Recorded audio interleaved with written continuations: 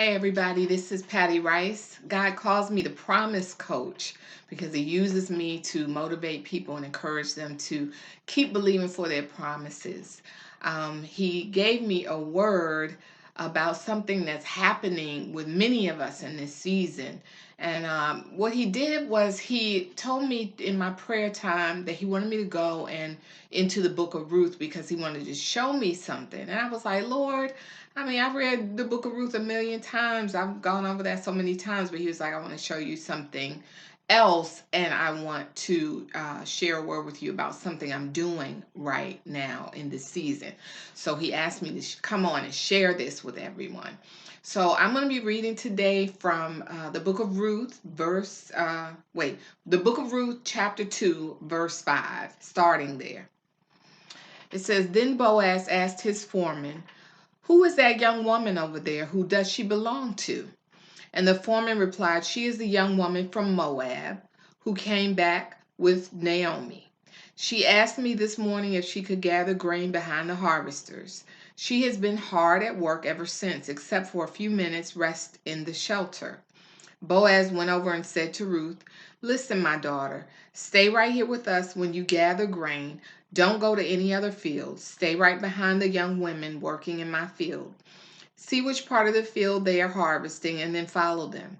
I have warned the young men not to treat you roughly, and when you are thirsty, help yourself to the water they have drawn from the well. Ruth fell at his feet and thanked him warmly. What have I done to deserve such kindness? She asked. I'm only a foreigner. Yes, I know, Boaz replied. But I also know about everything you've done for your mother-in-law since the death of your husband. I've heard how you left your father and mother and your own land to live here among complete strangers. May the Lord, the God of Israel, under whose wings you have come to take refuge, reward you fully for what you have done. I hope I continue to please you, sir, she replied. You have comforted me by speaking so kindly to me, even though I am not one of your workers. At mealtime, Boaz called to her, Come over here and help yourself to some food. You can dip your bread in the sour wine. So she sat with his harvesters, and Boaz gave her some roasted grain to eat. She ate all she wanted and still had some left over. So I read that from verse 5 all the way up to verse 14. And what God was telling me, he said to tell his people that many of us who are in business, who are waiting on an opportunity in business, whether you are employed at a company or you started your own business, you're looking to launch your own business, or you are trying to get a promotion, something of that nature, something involved in business. God is saying your business, Boaz, is coming. Now, this was interesting to me because what God said to me was, he said, so many people who preach out of the book of Ruth, they preach about a woman who is expectant of her husband. So of meeting, her kingdom spouse. But God said Boaz's first connection with Ruth was a business proposal. He gave her favor in business. She was, an independent, let's say an independent contractor or entrepreneur out there, in his fields trying to do her thing. He saw her working, he saw her diligence, and she found favor with him because of that. Because of that, Boaz used his influence, he used his resources on her behalf. And so God is saying that many of us who have been waiting and waiting for something to happen in our business, something to happen with our careers, our ministries, things like that, your business, Boaz, is coming. That influential person, that person who has resources, is going to come across your path, and they are going to favor you. They're going to see what you're doing. They're going to see your diligence, and they are going to be looking at you, asking about you. You are going to stand out to that person, and they are going to use their influence and their resources on your behalf. So be on the lookout for that type of connection. We're in a really, really strong season of divine connections right now.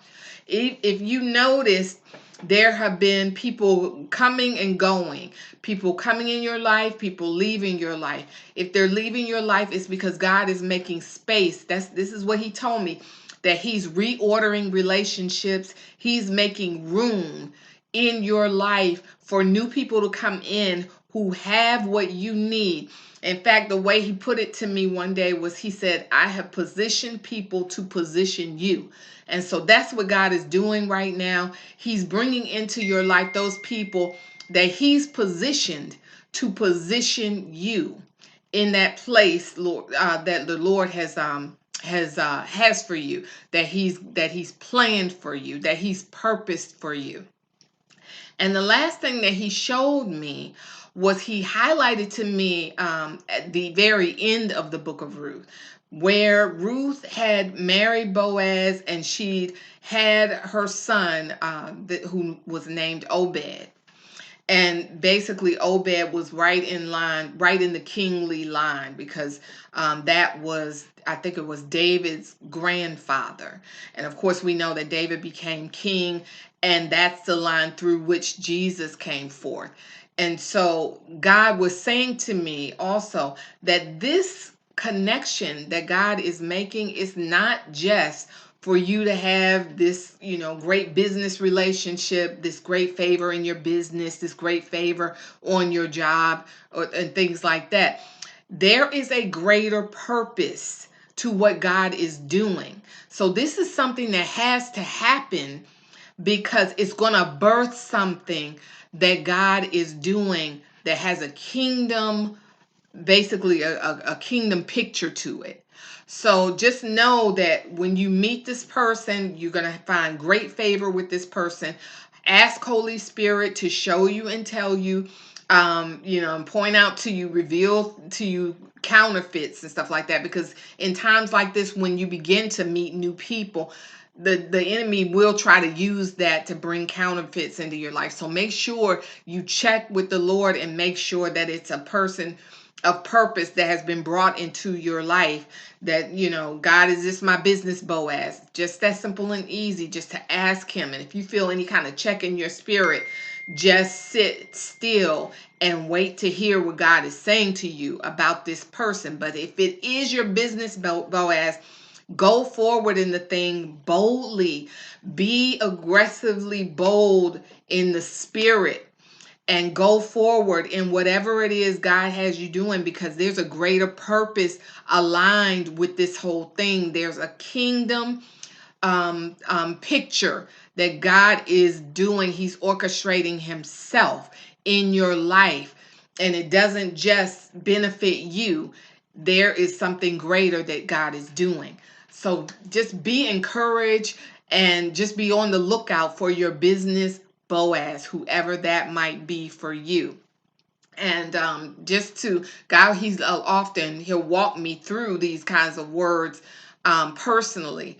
And it was interesting to me that maybe like a week after he gave me this word, I then met a business Boaz who just boom, out of the blue, dropped into my sphere, and was just, favoring me, being a blessing to me, saying that he's heard great things about me. And I'm just like, wow, it happened while I was working. It happened while I was doing something that God told me to do. So be on the lookout as you're working in your purpose fields, as you're doing the things that you're meant to do. Be on the lookout for that business Boaz who may be watching you, who may be looking and saying, who is that woman? Who is that man? Who is this person? Because I feel led to favor them. Be on the lookout for that. And that's the word I have for you today. I want you to be blessed. And I hope to be on again soon to just share some more great word with you that God is sharing with me. And I just want to leave you with this. God always keeps his promises. Be blessed.